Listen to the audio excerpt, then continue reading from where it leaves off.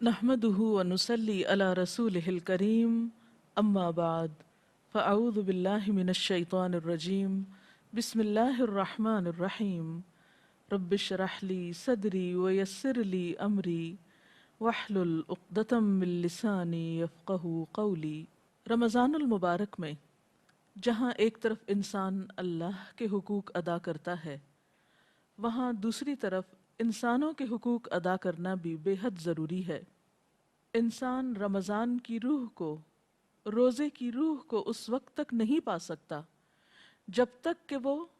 عبادات کے ساتھ ساتھ خدمت خلق کا کام بھی نہ کرے۔ ہم سب کے لیے لازم ہے کہ اس رمضان میں ہم اپنا روزمرہ کا ایسا ٹائم ٹیبل بنائیں کہ جس میں عبادات کے علاوہ انسانوں کے حقوق ادا کرنے کے لیے بھی ایک وقت نکالا جائے۔ بہترین کام کے لیے بہترین پلاننگ ضروری ہے۔ کوئی بھی کام اسی وقت اچھے طور پہ ہو سکتا ہے جب انسان اس کام کے شروع کرنے سے پہلے اس کے بارے میں سوچ لے، اس کی تیاری کر لے۔ تو آئیے دیکھتے ہیں کہ اس مہینے میں ہم دوسروں کے کام کس طرح آ سکتے ہیں۔ تو پہلے نبی صلی اللہ علیہ وسلم کا ایک فرمان، آپ نے فرمایا المسلم اخو المسلم لا یظلمہ ولا یسلمہ، مسلمان مسلمان کا بھائی ہے، نہ وہ اس پہ ظلم کرتا ہے اور نہ وہ اس کی مدد چھوڑتا ہے۔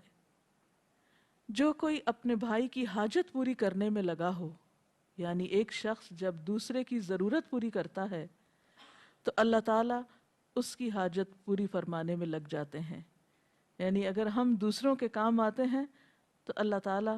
ہماری مدد فرماتے ہیں۔ اور جو کوئی کسی مسلمان کی پریشانی دور کرتا ہے، اسے کسی فکر سے آزاد کرتا ہے،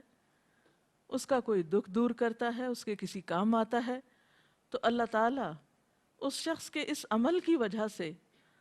اسے قیامت کے دن کی کسی بڑی پریشانی سے نجات دیں گے۔ یعنی وہ دن جو ہے ہی مصیبتوں کا دن، اس دن جب کہ کوئی کسی کے کام نہ آئے گا،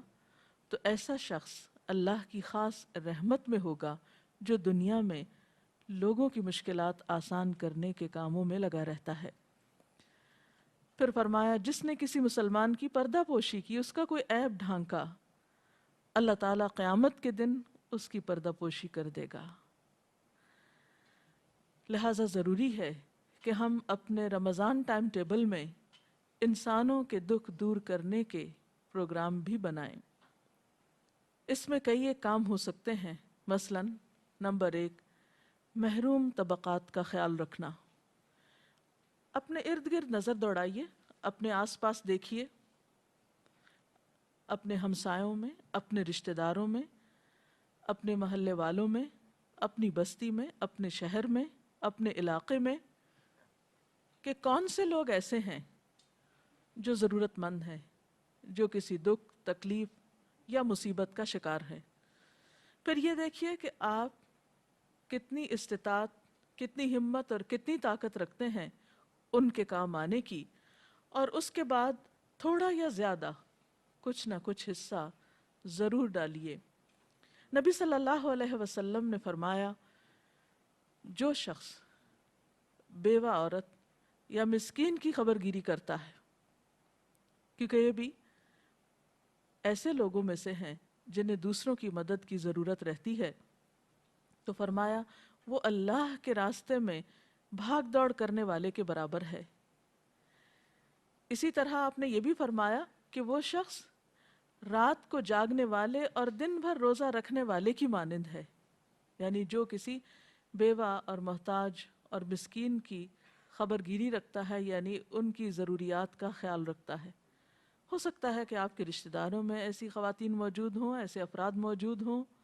جن کی طرف عام طور پر دھیان نہیں جاتا، لیکن رمضان کے آغاز کے ساتھ ہی، ابتدا کے ساتھ ہی نظر دوڑائیے، ڈھونڈیے، تلاش کیجیے ایسے لوگوں کو جو آپ کی مدد کے منتظر ہیں، مستحق ہیں، اور خوبصورت طریقے سے ان کی مدد کو پہنچیے۔ پھر اسی طرح نیکی کے کاموں میں کھانا کھلانا بھی ایک بہترین کام ہے۔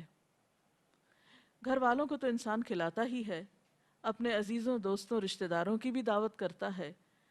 لیکن عموماً ہم ان لوگوں کو بھول جاتے ہیں جو اپنی ضروریات خود پوری نہیں کر سکتے۔ انفرادی طور پر بھی ایسے لوگوں کو تلاش کیجیے، ایسے لوگوں پہ نظر رکھیے کہ جو 2 وقت کی روٹی کے محتاج ہیں، بعض اوقات سفید پوش ہوتے ہیں، اپنی ضروریات پوری نہیں کر سکتے، لیکن کسی بھی قریبی تعلق کی وجہ سے آپ ان کو پہچان سکتے ہیں، ان کی مدد کی طرف توجہ کیجیے۔ پھر اسی طرح جیلوں میں جو قیدی ہیں یا یتیم خانوں میں جو بچے ہیں یا اجتماعی طور پر کہیں بھی مدد کے مستحق افراد ہیں، ان تک خصوصی طور پر راشن یا کھانا پہنچانے کا اہتمام کیجیے، کیونکہ قرآن پاک میں اللہ تعالیٰ فرماتے ہیں وَيُطْعِمُونَ الطَّعَامَ عَلَىٰ حُبِّهِ مِسْكِينًا وَيَتِيمًا وَأَسِيرًا، کہ وہ اللہ کی محبت میں کھانا کھلاتے ہیں یتیم کو، مسکین کو اور قیدی کو، یعنی معاشرے کے محروم طبقات کو، ان کی دیگر ضروریات کے علاوہ خصوصی طور پر کھانا کھلانے کی ترغیب ہے۔ اور کھانا کھلا کر کوئی احسان نہیں کرتے، بلکہ کیا کہتے ہیں، انما نطعمکم لوجہ اللہ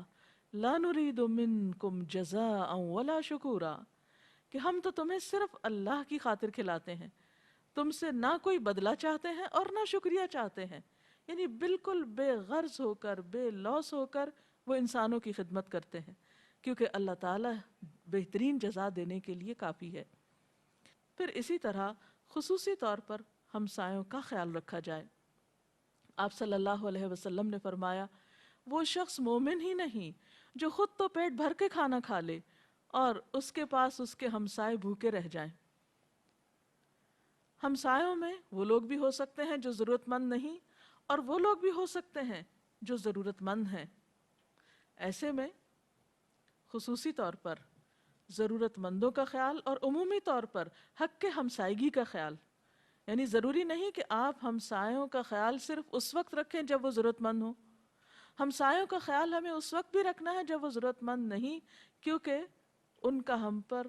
ہمسایہ ہونے کا حق ہے۔ مثلاً اگر آپ رمضان میں عام دنوں کی نسبت کچھ اچھا کھانا پکاتے ہیں تو اس کھانے میں سے کچھ ان کو بھی بھجوا سکتے ہیں۔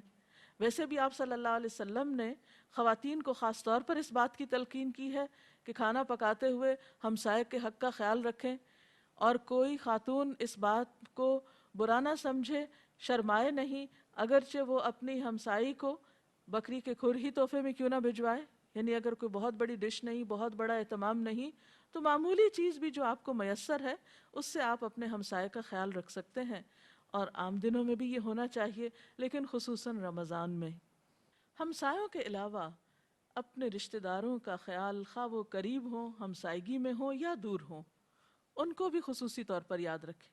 ان کو یاد رکھنے کے کئی ایک طریقے ہو سکتے ہیں، مثلاً آپ ان کو خط لکھ سکتے ہیں،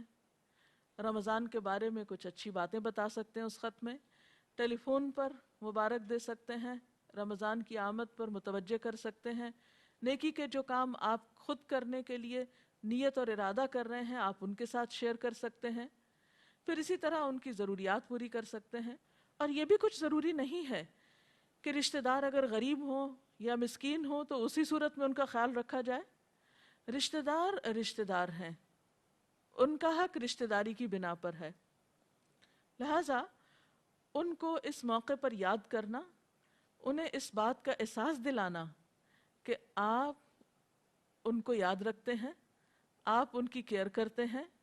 آپ ان کے ساتھ ایک تعلق اور واسطہ رکھتے ہیں، یہ تعلقات کو باہم خوشگوار بناتا ہے۔ اور جب انسان انسانوں کے ساتھ خوشگوار طریقے سے زندگی بسر کرتا ہے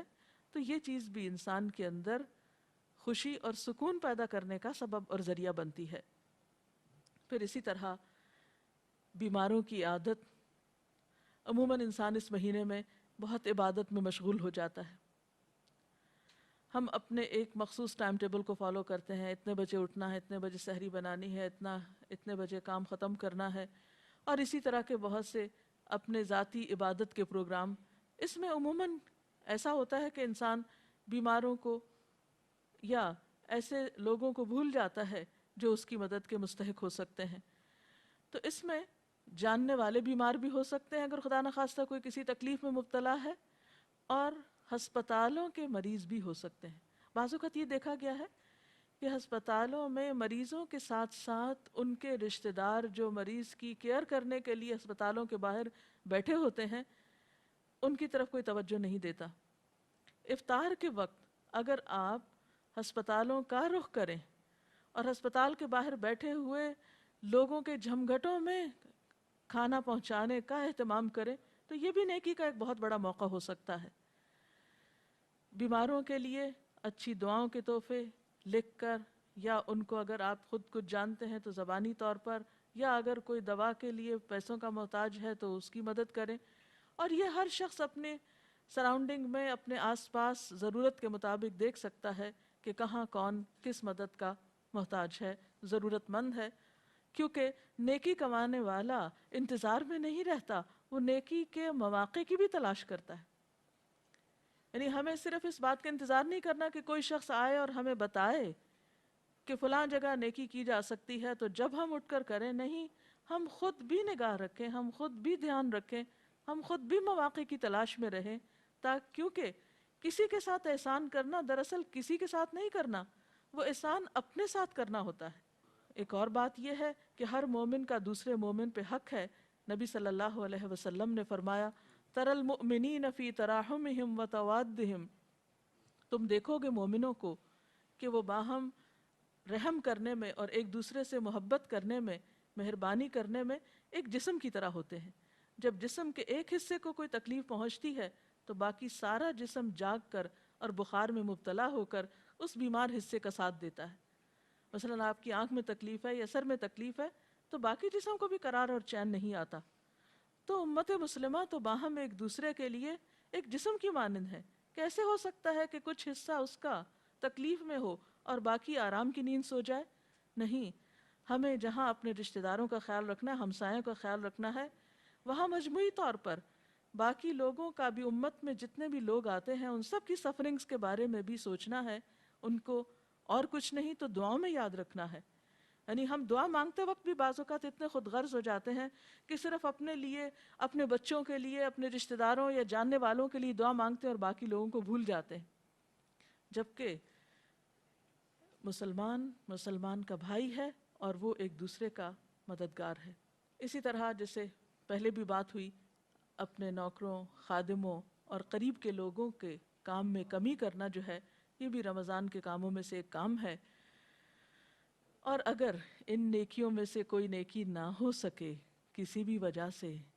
تو یاد رکھیے کم سے کم نیکی یہ ہے کہ انسان اپنی ذات سے کسی کو تکلیف نہ دے، اپنی زبان سے کسی کو تکلیف نہ پہنچائے، اپنے ہاتھ سے کسی کو تکلیف نہ پہنچائے،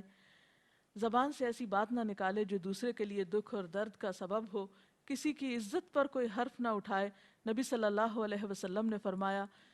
ہر مسلمان پر دوسرے مسلمان کا خون، مال اور عزت حرام ہے۔ جس طرح کسی مسلمان کا خون بہانا حرام ہے، اسی طرح کسی کی عزت کو پامال کرنا، اس کے بارے میں غلط بات کرنا، وہ بھی حرام ہے اور ممنوع ہے۔ ان تمام چیزوں کے بارے میں بچنے کی کوشش کرنی چاہیے۔ اور حقیقت یہ ہے کہ روزہ صرف اس چیز کا نام نہیں ہے کہ ہم بھوکے پیاسے رہیں اور اس کے بعد جو چاہیں کریں۔ روزہ نام ہے اپنے آپ کو برائی سے روکنے کا۔ آپ صلی اللہ علیہ وسلم نے فرمایا، کم من صائم لیس